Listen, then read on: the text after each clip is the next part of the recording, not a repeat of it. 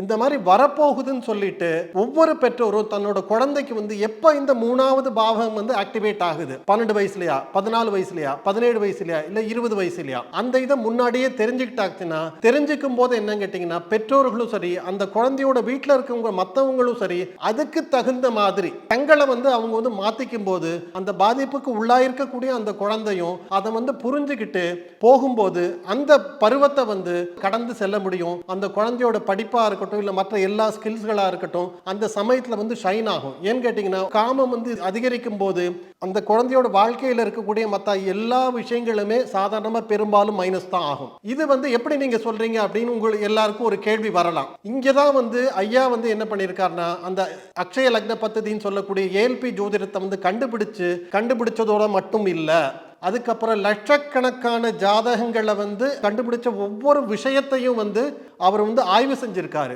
ஆய்வு செஞ்சதோட முடிவா தான் அவர் நம்ம எல்லாருக்கும் இந்த ஏஎல்பி ஜோதிடத்தை உருவாக்கி கொடுத்து அதை நம்ம எப்படி எளிமையா நம்ம புரிஞ்சுக்கிறது. சரி, பிரச்சனை இருக்குன்னு சொல்றது உலகத்துல எல்லாராலையும் முடியும். அந்த பிரச்சனைக்கு தீர்வு எத்தனை பேரால கொடுக்க முடியும்? அது எனக்கு தெரிஞ்ச வரைக்கும் ஐயா ஒருத்தரால தான் இன்னைக்கு முடியுது.